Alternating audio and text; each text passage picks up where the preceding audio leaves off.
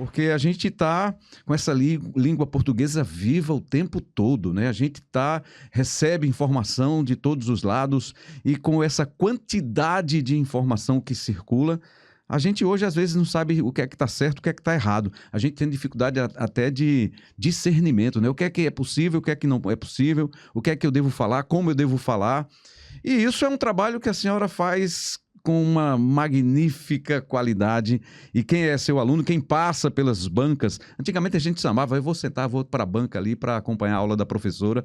Hoje acho que as pessoas, muita gente acompanha até de casa, não é, professora Fernanda Bergamo? É verdade. E você falou uma coisa muito interessante que eu acho que justifica muito a minha paixão pelo meu trabalho.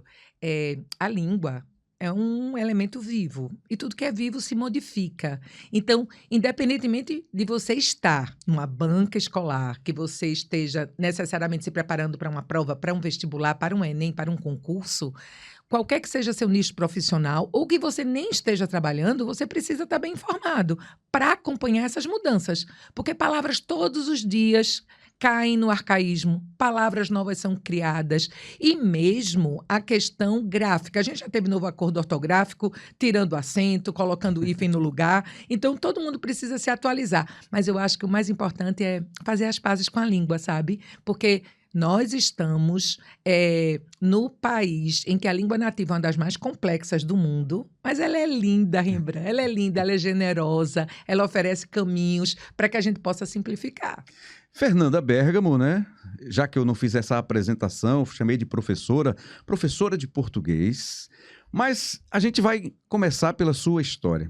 A senhora é formada em arquitetura. É isso, né? Verdade, Pela isso. Universidade Federal de Pernambuco. Exatamente. Nossa produção trabalhou bem, né? Para trazer Direitinho. essas informações. Poucas pessoas sabem disso. Olha só, que coisa boa. E aí, depois, posso chamá-la de você? Por favor.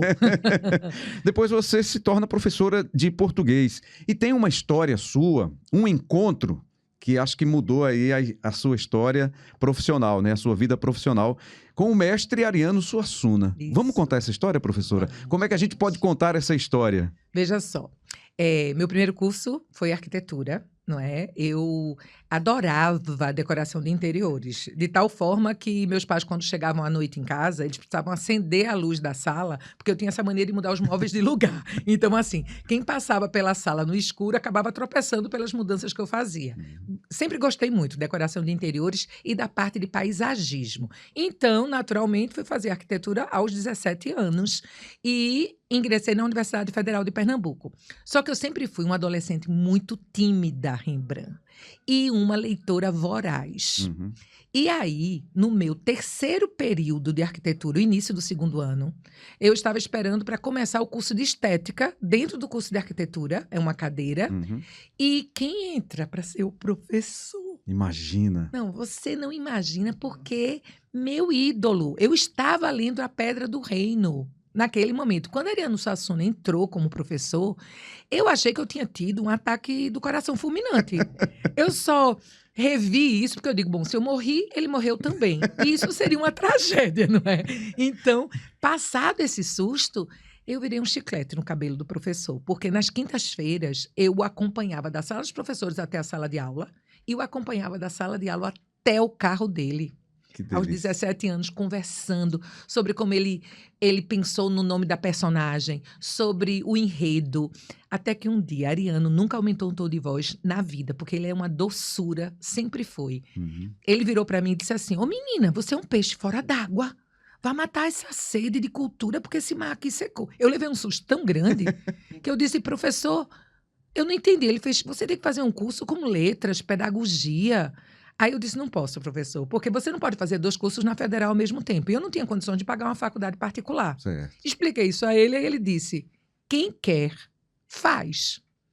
Ele falou tão firme, que aí ele foi para o carro e eu não o acompanhei. E na quinta-feira seguinte eu esperei, porque não era possível que eu não me tocasse aos 17 anos. Eu esperei na sala de aula. Aí eu tive a maior surpresa da minha vida, porque ele chegou, deu boa tarde, foi até a minha banca, Uhum. com um papelzinho escrito com a letra dele, os valores das mensalidades do curso de letras da Fafiri e da Católica. E ele mostrou assim, tá vendo que a Fafiri está mais em conta? E a Fafiri tem parceria com a Federal. Naquele final de ano eu fiz o vestibular para o curso da noite de letras. E quando eu dei minha primeira aula, ainda durante o curso, eu lembrei das palavras de Ariano, porque eu encontrei o meu lugar no mundo. O tal peixe perdido, ter encontrado assim o mar. E eu agradeço muito, porque Ariano viu naquele momento uma vocação que eu nem sabia que eu tinha. E eu tento todos os dias, quando eu dou aula, honrar, sabe? Essa pedagogia da leveza, da alegria, vem muito da inspiração que o mestre Ariano é para mim. Mas me conte um pouquinho mais dessa relação com o Ariano, né? Porque depois daquele momento, você continuou fazendo o curso de arquitetura, né? Sim. Pagando a disciplina de estética com o mestre Ariano Suassuna.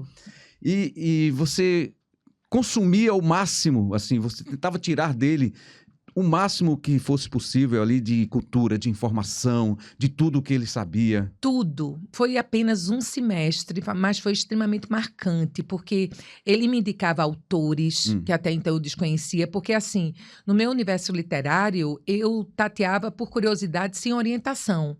Mas durante aquele período, porque é um período só, é muito pouco.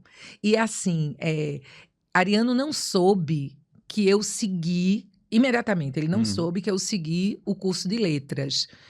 Porque os caminhos não voltaram a se cruzar por muitos anos. Mas a Adriana Vitor, Sim, trabalhando querida Adriana com Vitor, ele, jornalista. maravilhosa, e que foi uma das repórteres que acompanhou o Projeto Educação da Globo num dos anos. A Adriana levou essa história para Ariano. E assim... Ela era uma assessora dele, né? Foi assessora dele por alguns anos. Isso. E contou a história que eu contei a ela, sabe? E assim, disse que ele ficou muito emocionado. Nós marcamos para a gente ter um reencontro que não foi possível em razão da questão de saúde dele. E aí a gente perde Ariano, mas não perde, porque assim...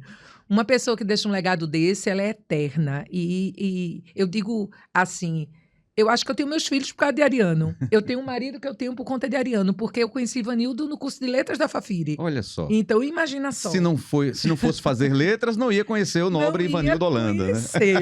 E os meus filhos não iam nascer e eu não ia ser pessoa realizada, feliz que eu sou, sabe? Então, Ariano me orientou muito nas leituras e quando eu fiz o curso de letras, a gente tentou conseguir uma bolsa pelo CNPq, trabalhando fantástico, maravilhoso na Pedra do Reino de Ariano Suassuna.